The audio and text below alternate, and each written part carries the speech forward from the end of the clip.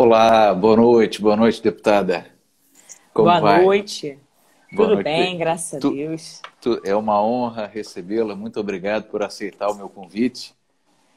Estou extremamente feliz com a possibilidade de conversar com a deputada por uns breves instantes para que a gente possa aí trocar algumas impressões acerca da reforma política e, em especial, da questão das candidaturas independentes. Bem, primeiro eu quero agradecer aí o convite, né?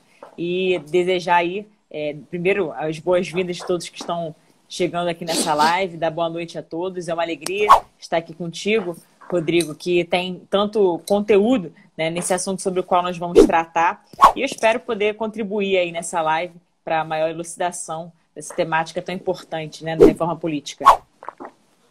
Bom, vamos lá. Eu vou fazer um pequeno introito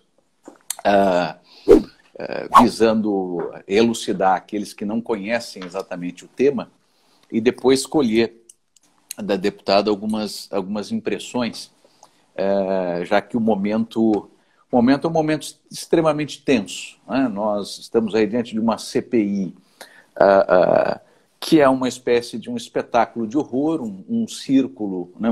Ou melhor, um circo de horror,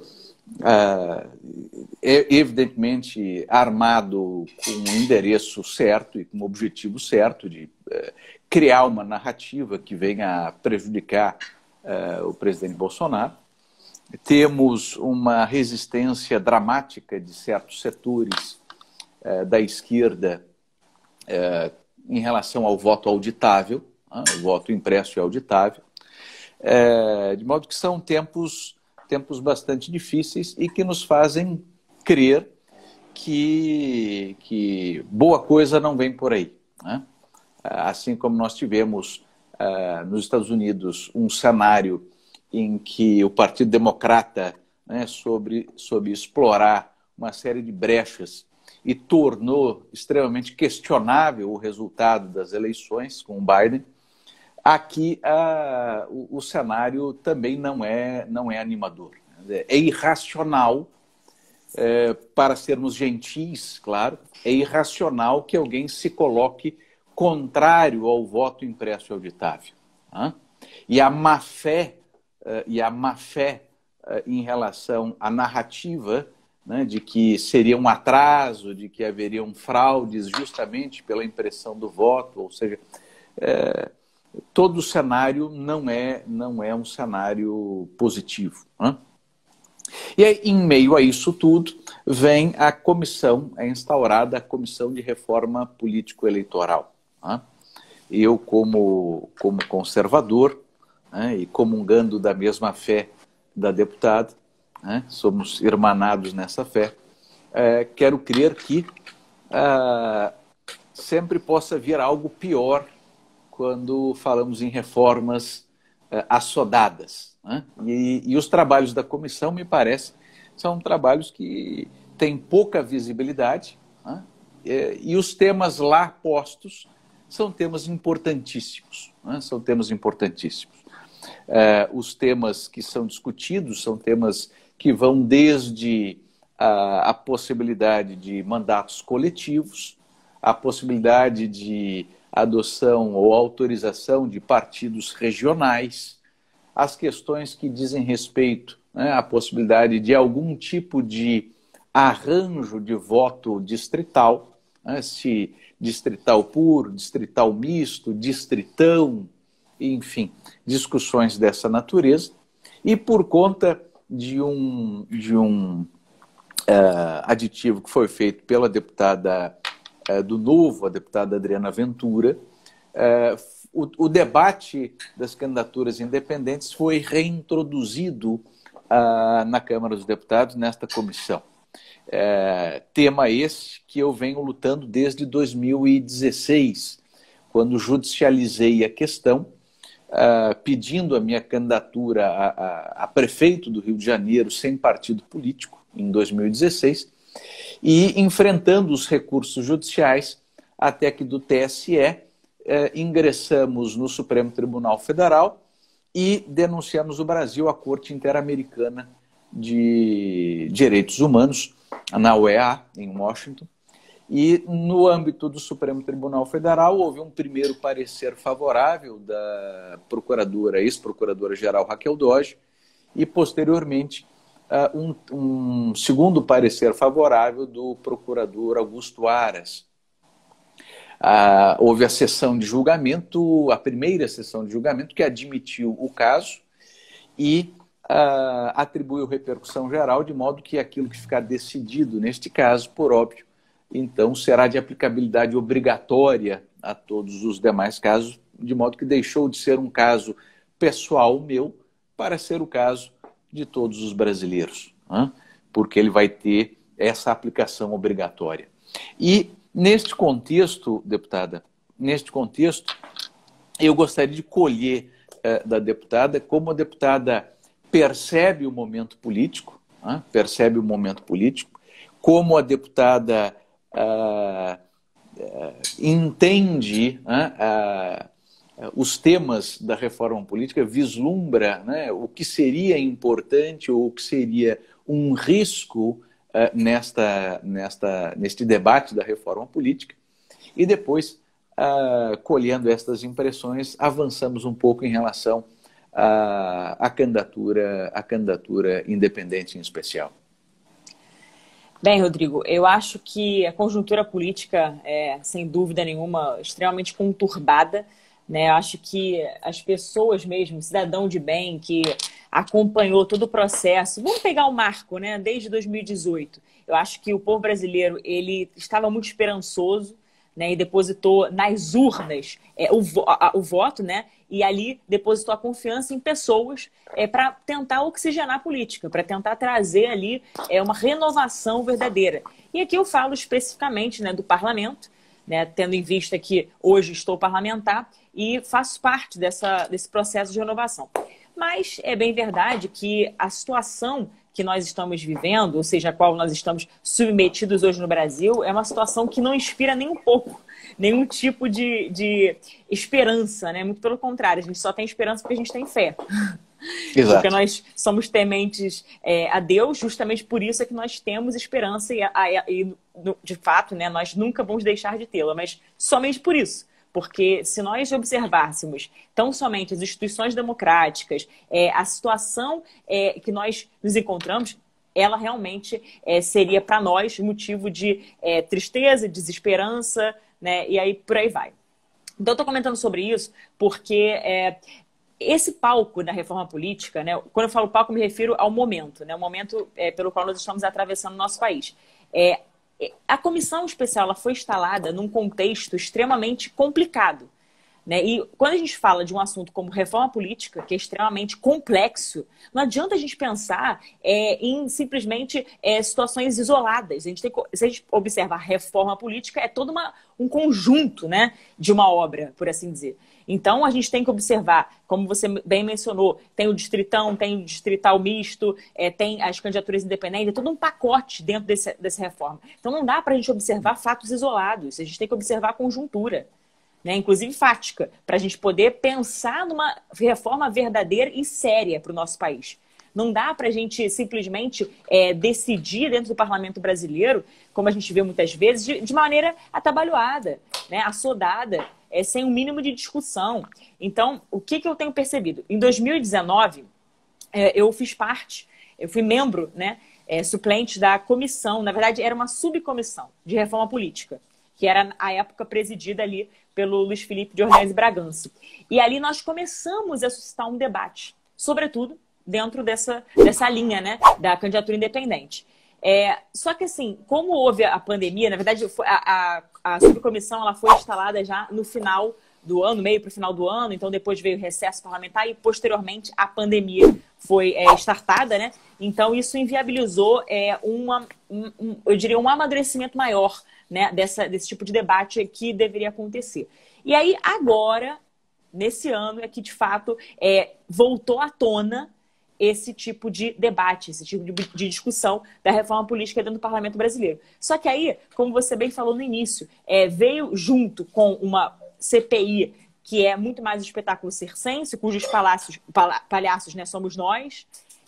Nós percebemos aí as instituições cada vez mais atrapalhadas, inclusive, porque a gente vê um agigantamento de uma Suprema Corte, que inclusive já tem ali dentro, no caso, a própria Suprema Corte já tinha avaliado e ainda tem, né, suas ações para averiguar dentro desse processo. No caso, a candidatura independente ele já tem como apreciar essa matéria, né, já foi, inclusive, por você, né, você provocou a Suprema Corte para que fosse apreciada essa matéria. Então, assim, a todo momento a gente percebe essa sobreposição, né, o agigantamento da Suprema Corte, o ativismo, tudo isso, que vem de encontro justamente a esse espírito, né, hoje, né, dentro do povo brasileiro, de querer reformas. Mas como a gente vai buscar reformas estruturantes, ou até mesmo, estou falando de reformas estruturantes, para além, estou falando de reforma administrativa, a reforma da Previdência que ocorreu, né, no ano 2019, todas as reformas que nós estamos passando por elas, né? Também a reforma tributária, todas elas. E agora, especificamente, da reforma política. Como nós vamos avaliar dentro desse processo extremamente tumultuado? É difícil, né? É difícil a gente passar também para o povo brasileiro essa impressão. Porque nós, aí eu falo por mim, né? Eu, enquanto parlamentar, eu também sou acometida por um sentimento que, às vezes, é extremamente assim, complicado dentro da realidade brasileira, né? Por quê? Porque é aquela história. A gente precisa mostrar para o povo como que a coisa está sendo feita dentro do parlamento, de uma forma transparente, de maneira, assim, com a maior seriedade possível. Mas, muitas vezes, as matérias elas chegam para nós também, assim, no estalar de dedos. As matérias, muitas vezes, são colocadas no plenário de última hora. Eu vou dar um exemplo que não tem a ver com a reforma política, mas que tem a ver com o que eu já vi que comentaram aí. Hoje foi apreciado no plenário um requerimento de urgência do PL 1674/2021 que tratava do passaporte sanitário. Ou seja, é para instalar ali uma ditadura sanitária do Brasil, que é uma aberração. Né? As pessoas, daqui a pouco, a gente vai pensar em castas, né? Castas dos vacinados e as castas dos não vacinados. Né? Esses vão ter mais direitos, vão poder gozar de uma certa liberdade de ir e vir, e nós, sei lá, os não vacinados, não poderemos gozar dessa mesma liberdade, ou seja, nós seremos cerceados nos nossos direitos, né? Inclusive que seriam cláusulas pétreas. Então, assim, a gente está assistindo no Brasil um show de horrores. Como é que pode uma pauta como essa, né, ser colocada? Estou citando, só um parênteses, estou citando isso só para demonstrar a dificuldade que mesmo nós parlamentares encontramos. Né? E a reforma política não é diferente. Pois não, pode falar, que acho que eu te interrompi. Assim, a liberdade ela tem muitos inimigos no Brasil. Né? Nós vivemos num país onde há um predomínio de uma mentalidade coletivista, esquerdista, socialista. Não tivemos, a despeito da nova Constituição, em 1988, ela foi mais do mesmo, nós não tivemos uma descontaminação das estruturas de Getúlio Vargas, né? O fascismo getulista não foi expurgado da sociedade brasileira e isso se reflete nas próprias instituições político-eleitorais brasileiras. Né? Então, veja, a deputada, nós tivemos no passado candidaturas independentes, ou seja, durante todo o período do Império, durante todo o período da Primeira República, durante ainda o período que se sucedeu à Revolução de 30, com o Código Eleitoral de 1932, né? O Código Eleitoral de 1932, também chamado de Código Assis Brasil, ele instituiu uma série de pontos ainda hoje importantes, como o voto secreto, o voto feminino, a justiça eleitoral foi criada. E naquele Código de 1932 foi regulado a candidatura partidária, porque até então todas as candidaturas eram independentes. Porque o ato de registro do candidato era sempre um ato pessoal. Em 1932, o Código cria essas duas modalidades de registro. O registro partidário, onde o próprio partido político poderia inscrever o nome de um candidato, e também continuava a permitir a chamada candidatura avulsa, que o Código de 32 coloca lá essa designação. E aí nós avançamos no tempo, a Constituinte que gera né, o texto de 1934. Temos deputados constituintes independentes em 1934. E aí depois vem o show de horrores de Getúlio Vargas com o Estado Novo, a ditadura Estado Novista. Vargas permanece até 1945 e em 45, quando ele está sendo expurgado do poder, ele ainda consegue manejar para estruturar a legislação de transição.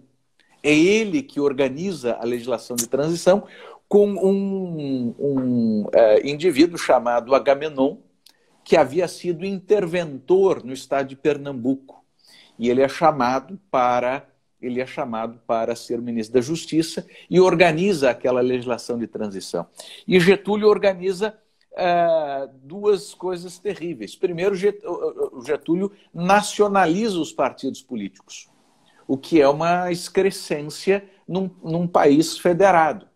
Todos os países federados do mundo comportam partidos locais. E os partidos que se nacionalizam por um processo natural e espontâneo de associação e de união na tentativa de se eleger um presidente da República. Portanto, é natural nos Estados Unidos, no México, na Argentina, na Alemanha, na Austrália, ou seja, em todos os países federados do mundo, partidos locais. Mas Getúlio teria condições de sufocar a oposição nacionalizando os partidos. Tanto que ele criou o PTB com os sindicatos e criou o PSD com os interventores federais. E que foi o conjunto partidário que dominou o arco político de 1945 em diante. E o outro golpe de misericórdia que ele deu foi a cassação das candidaturas independentes.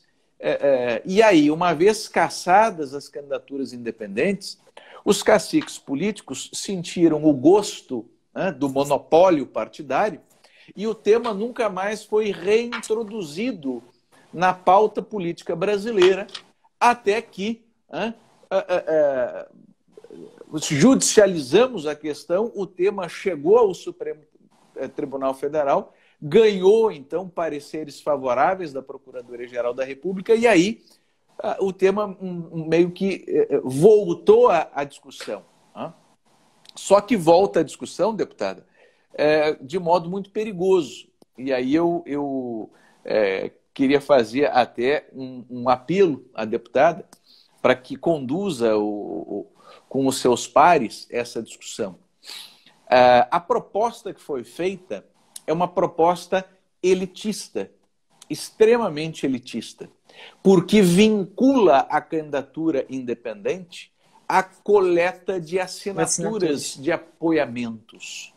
Ora, é como se fosse um mínimo, né? Tem um mínimo para que a pessoa possa concorrer. Sim, só que é um mínimo que já é um máximo. Deixa eu lhe colocar a questão. Veja só, deputada.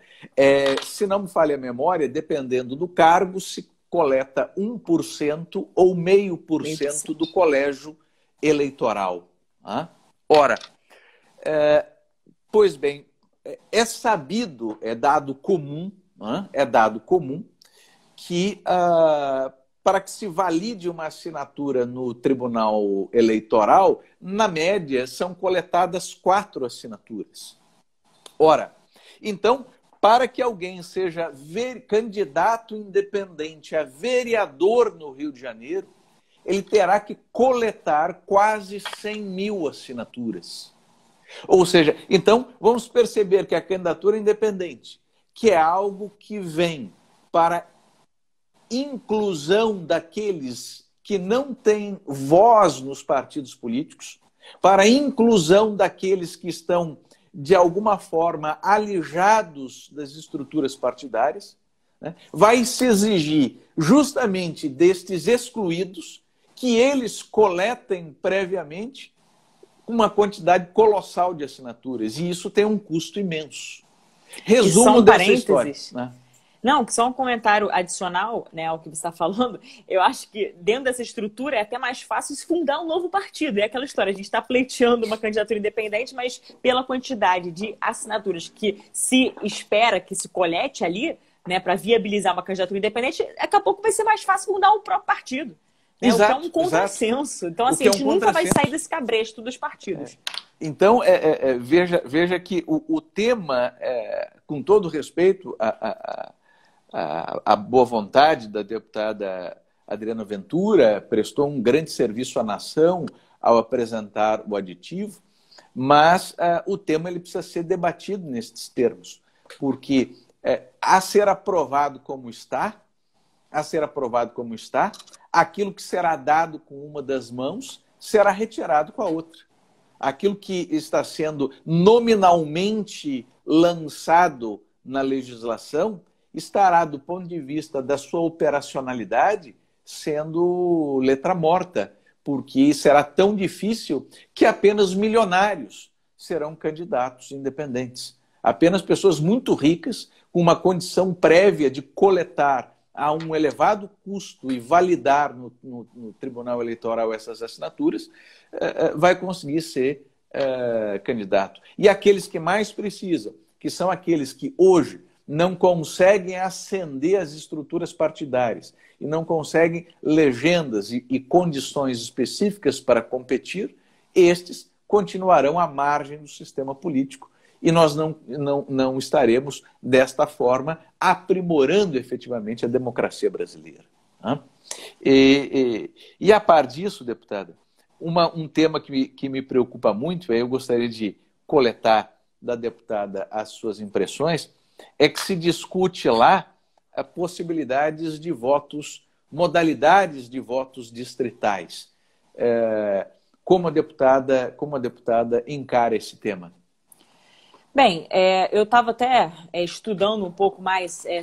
Primeiro, né, a gente tem que saber que, só um parênteses aqui, antes de adentrar o ponto sobre o qual eu vou falar agora, mas só para situar as pessoas. Existe a relatora, né, a Renata Souza, ela absorveu ali o que a gente chama de emendão, né, e aí ela vai fazer a definição, no final das contas, baseado naquilo que tiver maior acordo, maior adesão partidária para votar e, de fato, buscar uma aprovação para essa tida reforma política, só para situar vocês. Bom, então, dentro disso, eu fui estudar, né, o que seria o tal do distritão, o distrital misto. Né? Por exemplo, o distritão seria as pessoas que forem mais votadas, essas seriam eleitas. Né? O que me parece até justo, de fato. Né? Agora, o que seria o distrital misto? Seria uma espécie de conjugação, ou seja, composição. Teria ali uma pessoa indicada pelo partido, me corrija se eu estiver errado, tá? Por favor, que eu estou diante de um grande professor, né, aqui no assunto, então, por favor. Sua. Não, mas me corrija se eu estiver errado. Então, o distrital misto seria, vamos dizer, uma pessoa que seria indicada por um partido, né, e aí essa pessoa seria eleita pela maioria dos votos, mas também conjugaria com o sistema proporcional. Né? Então, haveria as duas partes. E tem o distrital puro. Então, na minha humilde concepção, em termos de justiça, eu acho que o distritão poderia ser mais justo. Agora, a gente também tem que observar o conjunto, né, dessa reforma política. Da mesma forma, por exemplo, quando a gente pensa na candidatura independente, eu sou extremamente favorável à candidatura independente. E eu concordo plenamente contigo ao dizer que, da forma que está, realmente reforça aquela parte elitista, né? Aquela categoria mais elitista. De só quem for mais abastado, quem tiver mais condições, né, que de fato vai se perpetuar no poder. Ou então, eu diria, certos nichos. Alguma pessoa perguntou aí na live, né, sobre se poderia favorecer o crime organizado. Eu entendo que, dependendo da situação, até pode. Né? Me corrija também se eu estiver errado. Por exemplo, dependendo da localidade, eles podem buscar alguém que tenha uma proeminência, né, de fato, e que possa ser do próprio crime organizado. Então, eu entendo que, se for desta forma, eu acho que pode sim prejudicar, né, e não trazer aquilo que desejamos, que é, de fato, uma maior participação popular. Porque se a gente pensa na candidatura independente, se a gente pensa na reforma política, qual é o objetivo da reforma política?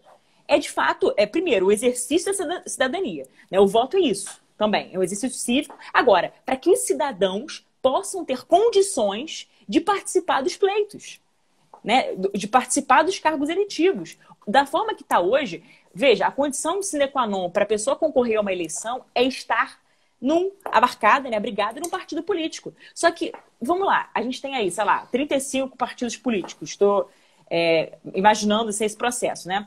Vamos dizer aqueles que têm representatividade, né, dentro do Congresso Nacional. A gente tem que observar as cartilhas partidárias. Mas vem cá, quem disse que eu concordo com tudo que está no meu partido? Eu estou dentro de partido, mas quem disse que eu comungo 100% com a cartilha do meu partido? Né? Então, assim, a gente tem que ter a nossa liberdade de consciência respeitada, e nem sempre isso acontece. Porque senão a gente pode ser acusado de infidelidade partidária.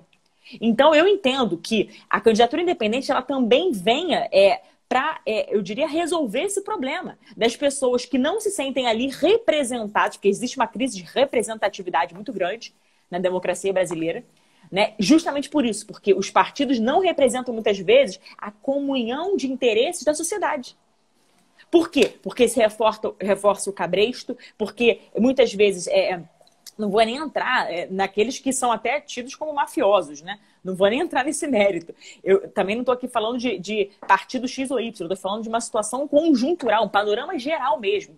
Né? O monopólio partidário. É aquela história, existe uma burocracia muito grande dentro de um partido, uma estrutura partidária que, eu diria que quem tem poder ali dentro? Os verdadeiros caciques. Né, aqueles que são os presidentes dos partidos, aqueles que compõem, né, dentro de uma estrutura hierarquicamente superior dentro do próprio partido, estrutura partidária. Né, aí, geralmente, quem tem mais condições de, vamos dizer, de concorrer e de ganhar uma eleição é quem tem mais dinheiro, às vezes. Né? Então, até mesmo um dos pontos que vai tocar a própria reforma é justamente o financiamento privado de campanha, né? Porque hoje tem o financiamento público. E aí, um dos pontos da discussão é exatamente voltar, né? Ou melhor, voltar não, mas viabilizar o financiamento privado de campanha que foi, no caso, alijado. Então, tudo isso é pauta, né, dentro da reforma política, tem que ser muito bem debatido, discutido. Por quê? Porque não dá para a gente pensar em aprovar uma reforma política que, na verdade, vai favorecer somente aqueles que já estão lá. Que vai repercutir, ou melhor, que vai fazer com que os grandes, os poderosos, os caciques, se perpetuem no poder. Se a gente quer uma mudança estruturar o nosso país, ou melhor, se a gente quer uma mudança mesmo, vamos pensar na linha democrática da coisa, né? Beleza, muitas pessoas dizem, não, mas o partido ele é a forma de manter a democracia. Veja, por que a candidatura independente não vai manter a estrutura democrática, sendo que ela pode muito bem comportar com a estrutura partidária? Ou seja, você pode ter um partido político, você pode ter uma candidatura independente. Qual o problema? Dá para comungar, né? Ou seja, dá para, vamos dizer, harmonizar as duas coisas. É possível. Agora, depende da forma que for feita. Né? Da forma que está posta, infelizmente, eu acho que não vai favorecer. Pelo contrário, né? Os cidadãos que desejam concorrer às eleições, buscar cargos eletivos, né? Muitas vezes vão ter mais dificuldades dependendo da forma que for aprovado. Então, assim, eu busco sempre... veja, em primeiro lugar, eu estudo as matérias, as pautas que são colocadas, né? Então, assim, eu sempre voto com a minha consciência, eu não voto de acordo com uma orientação partidária. Então, eu além de tudo, eu sou defensora da candidatura independente também por isso. Porque eu sempre respeitei muito a minha consciência moral. Nunca me deixei ser tomada ali, vamos dizer, ser colocada no cabresto, né? Justamente para que a gente não perpetue algo que a gente quer, na verdade, romper. Sabe? Eu quero romper com esse monopólio partidário, porque eu entendo que ele seja danoso para a própria democracia. Né? É uma enganação, muitas vezes. E detalhe, né? Os partidos têm as suas próprias orientações ideológicas. Inclusive, está sendo discutido aí essa federação partidária. Né? Então, vamos supor, sei lá, partidos como, da mesma linha, né, de orientação ideológica, sei lá, PT, PCdoB, poderiam se unir, né, numa federação partidária. Agora, é óbvio, né, o PCdoB jamais poderia se unir, sei lá, a um DEM da vida, porque tem orientações diferentes, distintas, né? Mas tudo isso precisa ser visto, precisa ser profundamente analisado, porque senão a gente vai cair no mesmo abismo que nós já estamos. Né? E não vai favorecer para que o exercício da cidadania seja verdadeiramente vivenciado. Né? Para que seja, eu diria, para que o cidadão de bem que queira concorrer à eleição, ele de fato vai ter a mesma dificuldade que já tem hoje. Então, eu entendo que por justiça seria o distritão. Né? Mas eu acho que ele, para ser garantido, ele precisa primeiro passar por uma ampla análise conjuntural dessa reforma, né? Para ver se vai ser possível ou não também. Concordo com a deputada, eu acredito que o Distritão ele seja um voto de fácil entendimento para a população e, ao mesmo tempo, um voto que consagra os que tiveram mais votos, né? Que coloca no parlamento aqueles que tiveram um melhor resultado. Porque a população tende a não entender adequadamente a ideia de quociente eleitoral. E muitas das vezes a população fica perplexa porque um candidato teve aqui no Rio de Janeiro, por exemplo, 100 mil votos, 110 mil votos e não ingressa, e o outro que teve 50 mil votos ingressa. Ou seja, explicar exatamente o funcionamento do quociente eleitoral é sempre muito difícil, é muito penoso fazer com que a grande massa compreenda essa matemática eleitoral. E com o Distritão, e aí trazendo aqui o tema para o nosso estado, o Rio de Janeiro tem ali 41, 42 deputados na sua bancada federal. Em tese, os 41 mais votados ingressam. Isso é simplificando para quem nos escuta, isso é o Distritão. Então, a tendência é de que cheguem sempre aqueles com o maior volume de votos e que, em tese, tenha maior legitimidade para compor a representação do Estado. E neste cenário, se aprovado o Distritão, a candidatura independente é quase que um passo natural, porque uma das grandes questões que os opositores da candidatura independente colocam é justamente como encaixar a candidatura independente onde há discussões em torno do quociente eleitoral. Agora, se adota-se o Distritão, então os 41, 42 mais votados é que ingressam. Se um destes 41, 42 for independente e atingir esse volume de votos, é ele que ingressa. Ou seja, caem por terra as discussões em torno do quociente eleitoral. E aí, para aqueles que nos escutam, é importante afirmar que o Brasil está do lado errado da história, porque 92% dos países no mundo admitem as candidaturas independentes. O Brasil, ao invés, então, de se alinhar com as grandes democracias, com Canadá, Estados Unidos, Inglaterra, França, Austrália, enfim, ao invés de nos alinharmos ali a países dessa natureza, nós, ao proibirmos os independentes, nós estamos juntos de países como Azerbaijão, Angola, Suriname, ou seja, nós estamos diante de países que não são referência de democracia, que não são referência de tradição democrática, que não são exemplo para ninguém. E mais, a questão que alguns colocam em relação à criminalidade ingressando do parlamento, o que me preocupa muito mais é a adoção, por exemplo, não do distritão, mas sim de um distrital ou de um distrital misto. O misto e o puro, né? O misto e o puro, porque ali nós teríamos situações, e quem é do Rio de Janeiro vai nos entender perfeitamente. Vamos imaginar que nestes votos o território precisa ser de alguma forma recortado. E naquele determinado território, cada partido só pode indicar um concorrente. E aí veja o perigo, minha cara deputada. Veja o dramático da situação. Imagine uma eleição no Rio de Janeiro, onde teríamos ali o recorte de todo o território.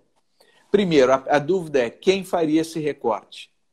O Tribunal Eleitoral, a Alerj, uma comissão especial, o IBGE. Já começa a discussão sobre quem organizaria o desenho do território. Segundo, determinados territórios necessariamente vão englobar áreas dominadas pela milícia ou dominadas pelo tráfico de drogas. As facções vão imperar, né? E aí, a pergunta é, quem tem coragem de se candidatar naquele território? Esse é o ponto. Ou seja, então vamos perceber que o voto distrital ou o voto distrital misto, né, a modalidade pura ou a modalidade mista, que eu vejo muitos parlamentares defendendo, são modelos muito bonitos na teoria e muito bonitos na sua aplicabilidade na Noruega, na Dinamarca, na Holanda. Mas nós não podemos trazer sistemas da Noruega, da Dinamarca, da Holanda para aplicar no Complexo do Alemão, para aplicar na Maré. Ou seja, nós temos que verificar a nossa realidade. E o segundo ponto que é extremamente significativo é que quando nós colocamos o voto distrital ou distrital misto, o puro ou misto, nós dificultamos ou inviabilizamos o chamado candidato de opinião. E aí eu coloco a própria questão da deputada. A deputada é uma típica deputada de opinião, porque defende bandeiras, defende ideias e não vinculações geográficas. Então, por exemplo, quando a deputada estabelece um combativo trabalho pró-vida, esta ideia ela é transversal em toda a sociedade. Ela não está ali conectada a uma geografia da cidade ou do estado. E, portanto, vamos observar que o voto distrital puro ou distrital misto, eles tendem a dificultar ou tornar até inviável candidatos de opinião.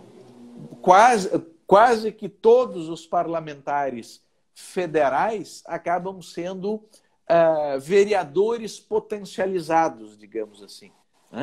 Se tem uma discussão muito mais como uma espécie de vereança federal do que propriamente uma discussão com ideias, com propostas e com motivadores que sejam transversais, que permeiem toda a sociedade. Então, eu sempre tendo a ver o distrital puro ou misto como ideias academicamente interessantes, como ideias agradáveis e funcionais nos países europeus, naquela realidade, mas trazendo para o nosso cenário, me parece que será um verdadeiro desastre. Portanto, reformar apenas por reformar, eu, como conservador, sempre tenho as minhas ressalvas. O voto distrital, na sua modalidade de distritão, este sim me parece adequado. E me parece adequado, até porque torna mais viável e mais natural a adoção das candidaturas independentes. Concordo plenamente. Eu queria colher ainda, para nos encaminharmos para o final, deputado, lá se debate também dois temas, e um deles a deputada já mencionou, a questão do financiamento, de campanha, a possibilidade de reintroduzir o financiamento privado e a possibilidade de partidos locais. Essa é uma outra discussão que está posta lá. A deputada poderia nos brindar com a opinião no que a deputada entende ser um caminho mais interessante? Sim, depois eu até gostaria de fazer um último comentário, que é sobre um ponto que também está dentro da reforma, que eu não sei se você ia comentar sobre, mas que eu acho que é de extrema importância de abordar, que é sobre as cotas femininas, né? Que eu acho, de verdade, assim, eu sou contra, né? Claro que eu sou contra cotas femininas. Eu, na verdade, sou contra qualquer tipo de cota, porque eu já acho que é uma falta de isonomia, né? Mas, enfim, depois a gente pode abordar sobre esse tema se você entender pertinente. Bem, mas vamos lá, sobre a sua pergunta, sobre a questão de partidos locais e tudo mais, né? Bom, eu acho que, assim, tudo que está sendo discutido no âmbito da reforma política, a gente tem que olhar com muito cuidado, né? Até porque a gente precisa entender bem os conceitos, entender bem, e também não é só os conceitos, porque você, no início, falou algo que é de extrema relevância. Aliás, tudo que você falou foi relevante, mas eu digo assim, especialmente isso, né? Que não adianta a gente olhar a teoria. Porque se a gente olha a teoria, a gente acha maravilhoso, acha lindo, mas e na prática? Não adianta, na prática, a coisa se tornar um desastre, né? Como você falou. Sobre essa possibilidade, assim, eu acho que partido político é sempre vejam bem, não me interpretem mal, por favor. Eu acho que falar de partido político é sempre um problema. Porque os partidos, eles trazem as suas ideologias próprias. E muitas vezes a pessoa que está dentro do partido, ela acaba sendo um pouco adestrada, né? E a própria impressão pessoal, a própria liberdade de consciência, muitas vezes acaba sendo sufocado, porque a pessoa, ela está ali para seguir uma determinada orientação. E se ela não segue, como eu disse também há um tempo atrás, poderia acarretar numa espécie de infidelidade partidária e, dependendo da situação, ela pode até perder o mandato, porque a nossa Constituição fala disso, né? De perda de mandato, né? Tanto que a própria janela partidária, né? Existe um tempo para a janela partidária. No caso ali, geralmente é próximo da eleição. Eu sou 100% defensora da antecipação da janela partidária. Porque quer dizer, se aquele partido não está me representando mais, por que eu vou ficar presa no partido até abrir a janela partidária? Né? Eu entendo que deveria haver uma antecipação. Isso está sendo discutido para antecipar, por exemplo, salvo engano, para um ano, né? Para que seja em outubro, não, sei lá, em março, abril. Né? Então, eu acho que seria interessante justamente para que a gente possa buscar uma maior representatividade e também um maior respaldo e eu diria também uma consonância daquilo que a gente defende, uma comunhão de interesses. Olha, eu defendo determinadas bandeiras e o partido, se ele não está em comunhão comigo, ou seja, se a bandeira partidária, se houve até uma ruptura, que nem aconteceu, infelizmente, no PSL, né? Eu sou a prova, acho que concreta disso, né? Porque o PSL, ele tinha uma linha de orientação, houve uma confluência dos conservadores no ano de 2018, até mesmo com a eleição do presidente Bolsonaro. Agora, o que aconteceu? Houve uma ruptura no partido, né? Simplesmente a linha do partido ela foi sendo modificada. Né? Hoje, se alguém me pergunta, Cris, o que é o PSL? Eu vou responder para vocês, eu não sei. Eu não sei o que é o PSL hoje. O que o PSL defende? Qual é a identidade do PSL? O DNA? Eu não sei, sinceramente. Então é aquilo. Me representa? Sinceramente, não. Eu estou abrigada no PSL porque, como disse, é uma condição sine qua non para, obviamente, concorrer às eleições, no caso ali, né, até enquanto não houver a reforma política propriamente dita que viabilize a candidatura independente e também por outra razão, né, não só por ser essa condição de elegibilidade, mas também porque, assim, é uma necessidade. Agora, enquanto não houver a janela partidária, eu não posso sair do partido, né? Então, esse é um ponto que eu acho que a gente tem que ter em mente, porque olhar a prática, né? Como é que a coisa se dá na prática, não olhar só a teoria, né? E em relação a esses partidos, como você falou, regionais, eu entendo que, assim, eles podem ser menos problemáticos da forma que está hoje, mas eu entendo que ainda assim tem lá seus prejuízos, né? Porque pode haver uma incompatibilidade mesmo, até mesmo de ideologia, de pensamento, em que, na minha opinião, pode acarretar, né, prejuízos para a pessoa e também, eu diria, para aquela população que a pessoa representa, né? Eu também até queria ouvir você nesse sentido para saber se eu estou correto na minha linha de pensar, na minha linha de raciocínio, né? Aí eu também devolvo a bola para você para saber a sua opinião a respeito. O grande problema que eu vejo no sistema partidário brasileiro é que o sistema partidário brasileiro ele recebeu fundo eleitoral, fundo partidário, tempo de TV, tempo de rádio. Ele recebeu o monopólio das candidaturas. Ou seja, há um acúmulo de poder que permite ao partido político, e em especial à sua direção, à cúpula do partido político, se divorciar da vontade popular, se divorciar da vontade das bases, porque ele recebe dinheiro, não presta satisfações desse dinheiro em termos minimamente decentes, e ao mesmo tempo ele é o senhor de vida e de morte dos candidatos, porque é ele que decide quem poderá ou quem não poderá exercer a sua cidadania. Então estas são as condições perfeitas para que ele se divorcie por completo da vontade popular. Todo ente monopolístico, e isso a gente aprende em ciência econômica, ele atua em 3 direções. A primeira direção é maximizar os próprios ganhos. E isso os partidos políticos fazem. Tanto que a massa de recursos que eles vêm abocanhando é cada vez maior. E, portanto, eles se interessam com a sua própria sobrevivência e maximizam os ganhos. Isso é visto no âmbito da economia, quando se institui um monopólio, e isso é visto no âmbito eleitoral, porque é um fenômeno econômico de oferta e procura, enfim. A segunda direção que um ente monopolístico adota, seja qual for o setor que analisemos, é a busca de evitar concorrentes endógenos.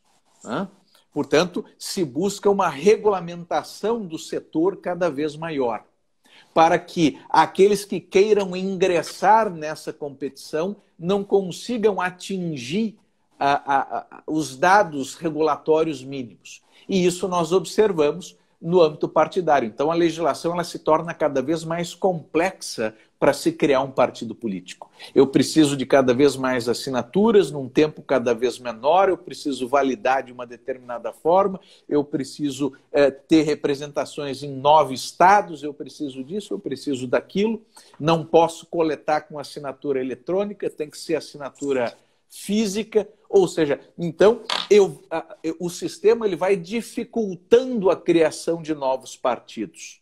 Vídeo aliança, né? Vídeo aliança. Exatamente. Quer dizer, isso faz com que, se eu tenha menos partidos, 30 e poucos partidos, o valor destes caciques seja maior, porque eles têm mais poder de barganha. E vamos lembrar que o Brasil não tem poucos partidos. Os Estados Unidos têm 200 e poucos partidos, a nossa vizinha Argentina tem 200 e poucos partidos, a Índia tem 1.100 partidos e também tem candidaturas independentes, mas nesses países o partido político é como uma associação de moradores. Moradores que querem aqui melhorar o seu bairro, fundam uma associação que não recebe dinheiro público e que vai à luta disputar votos.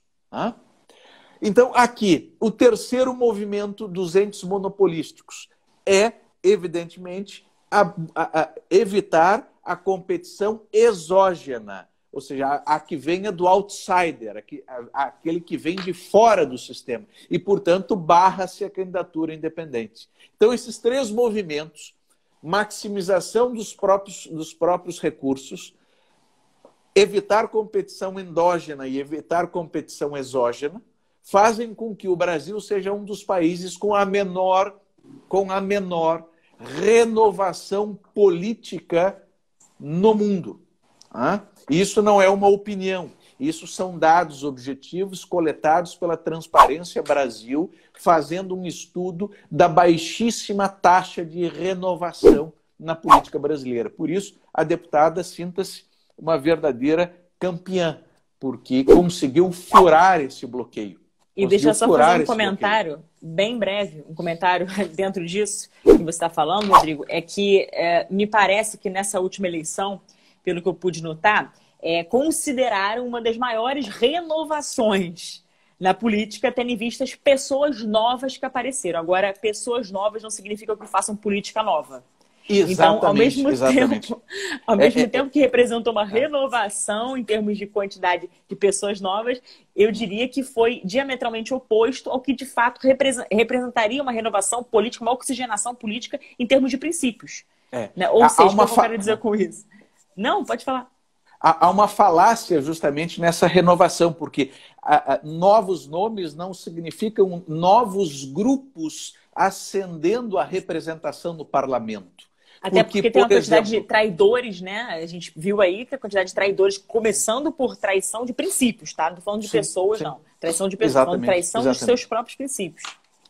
Então, dentro deste contexto, me parece que discutir partidos locais, se estes partidos locais vão reproduzir e deter os mesmos benefícios e monopólios dos partidos nacionais, é irrelevante. E, portanto, é necessário quebrar estes três elementos, né? E a quebra destes elementos, né, perpassam pela candidatura independente. E aí chego ao tema que a deputada coloca. Toda cota ela é absolutamente abominável na minha percepção.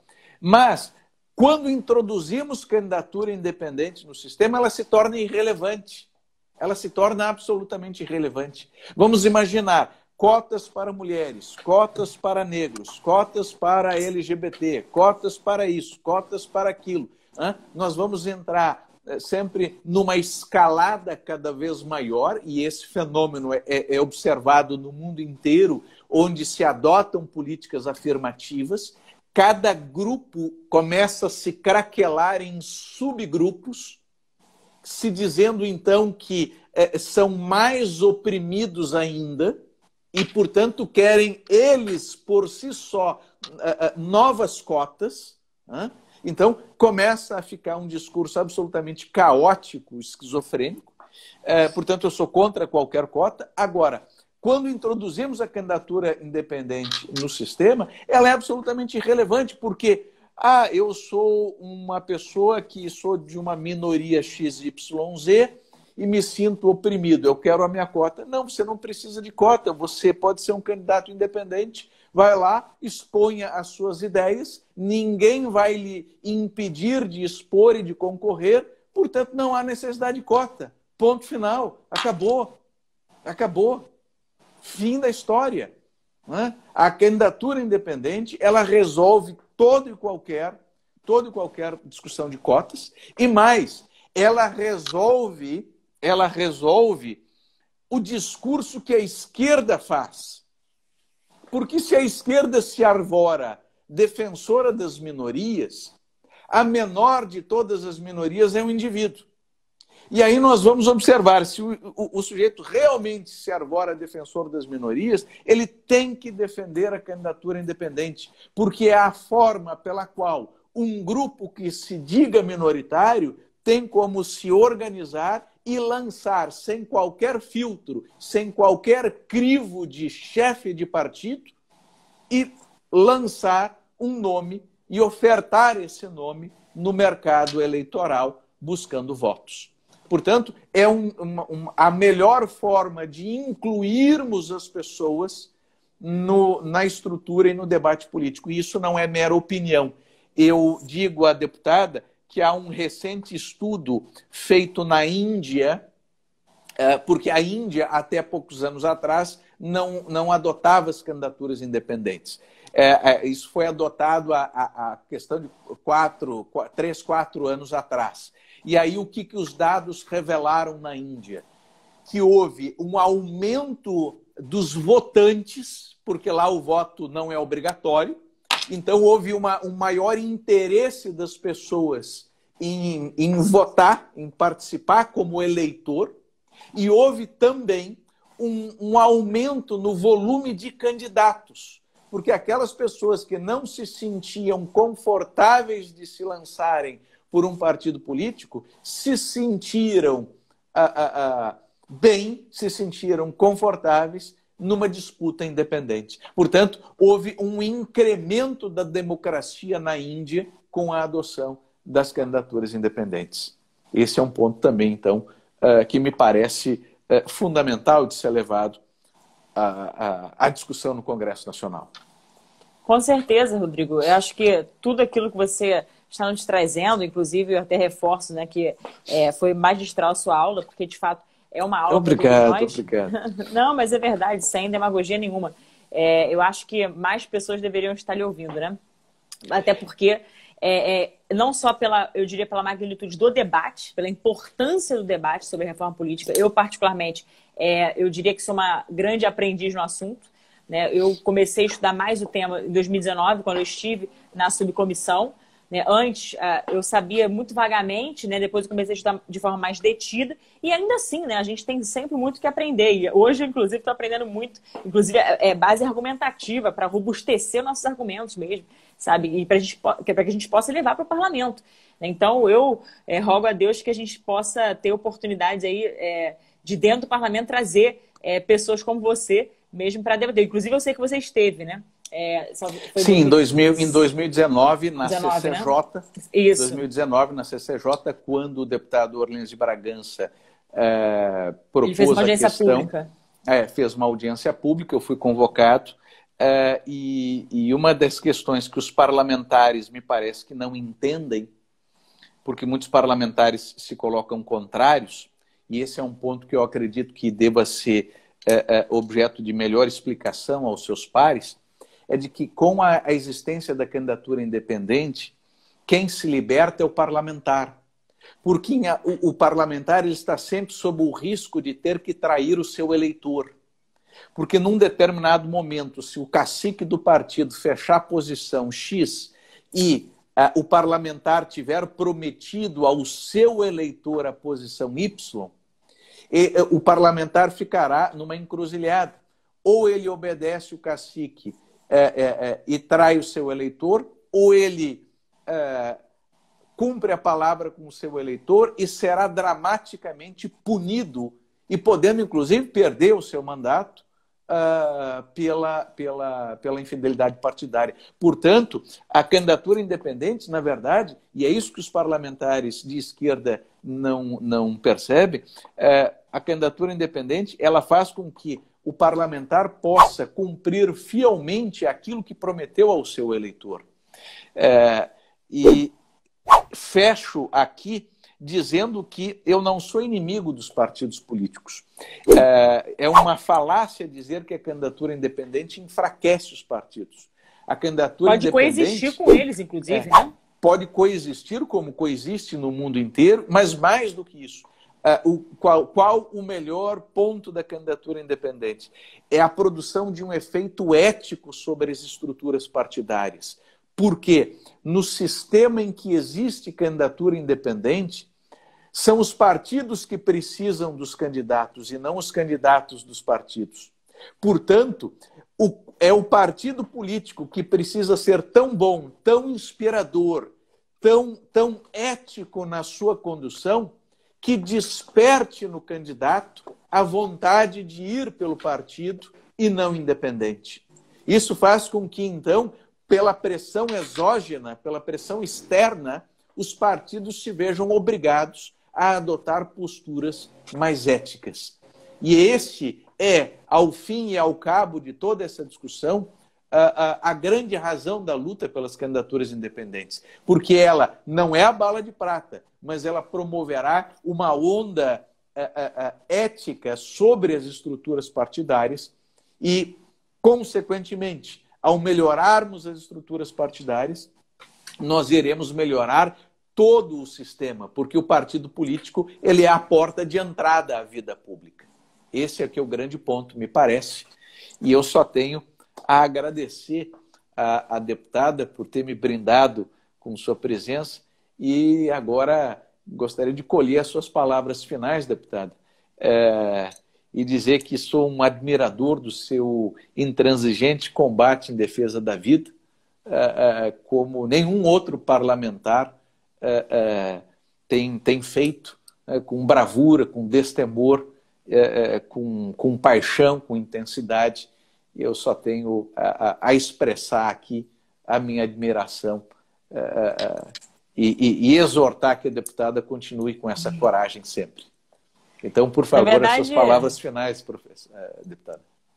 Eu que tenho que agradecer primeiro pela bondade e generosidade de suas palavras e também agradecer por essa aula brilhante, magistral que nós tivemos. Eu que fui beneficiada nessa noite aqui por ter participado dessa live. Agradeço o convite, mas agradeço mais ainda por ter sido principalmente beneficiada por tudo aquilo que você disse. E pode ter certeza que o nosso trabalho ele é árduo, ele não vai parar jamais, né? Então, a gente está lá no parlamento para lutar, de fato, por esses princípios e valores que eu costumo dizer que são inegociáveis, justamente porque são princípios e valores inegociáveis, né, que estão dentro... Se a gente pensar, por exemplo, no princípio ou melhor, se a gente pensar na soberania popular, né, propriamente dita, a gente vê que nós somos representantes da voz do povo. Então, nós temos que ter total fidelidade a essas pautas que nos elegeram. Se eu estou aqui hoje defendendo a vida, defendendo a família, contra a ideologia de gênero, contra o ativismo, contra as drogas, etc. e tal, tudo isso porque alguém confiou em mim, né? Alguém depositou essa confiança por meio do voto. Né? Então, eu não posso desonrá-los, eu não posso simplesmente trair a confiança do meu eleitor. Então, mais um motivo para eu continuar firme e forte lutando. E eu entendo, sim, que a candidatura independente seja um meio de fazer valer ainda mais a soberania popular. Porque, infelizmente, os partidos políticos, muitas vezes, eles vão numa linha quase que antagônica, né? Porque se reforça essa estrutura, a estrutura partidária em si, né, que é reforçada, muitas vezes aquela do caciquismo. Né? Então, é por isso que nós estamos lutando tanto pelas candidaturas. E também digo aqui, reafirmo que eu também não sou contra partido político, tá? Antes que alguém queira entrar colocando palavras na minha boca, enfim. Eu não sou contra partido político, eu sou a favor da candidatura independente para que possa coexistir com o partido político, agora que, acima de tudo, que possa ter a prevalência, né, da nossa liberdade de consciência. Porque, infelizmente, a todo momento que nós percebemos que, não só no parlamento, enfim, de modo geral, mas muitas vezes parece que eles querem cercear esse nosso direito à liberdade de consciência. Né? Então, isso nós não podemos aceitar. Hoje foi um exemplo disso, né, na tentativa de passar o requerimento de urgência do PL do passaporte sanitário. Graças a Deus foi rejeitado, né? Mas a gente não vai aceitar esse tipo de imposição que a gente percebe por aí. Né? Então, estudemos a reforma política, conheçamos o assunto. Eu diria que a gente tem que se aprofundar ainda mais no debate. O professor Rodrigo Mesomo é alguém que não só de grande notoriedade no tema, mas nos concedeu essa graça de ter essa grande aula. E eu espero em Deus que a sua voz seja mais ouvida aí por muitas e muitas pessoas, para que a gente possa influenciar, no bom sentido da palavra, a tantos que ainda precisam conhecer e se aprofundar mais no tema. Então, muito obrigada, viu, professor? E me coloco à disposição, enfim, não só para outras lives, mas também para outros assuntos, qualquer coisa. Estou à disposição, viu? Eu é que agradeço, muito obrigado, uma boa noite e nos vemos nessas lutas, porque não podemos deixar a esquerda destruir esse país. Né? Os nossos valores devem prevalecer. Que seja assim. Muito Amém. obrigado, muito obrigado, muito obrigado mesmo. Um forte abraço. Igualmente. Boa noite a todos. Boa noite. Até logo. Até logo.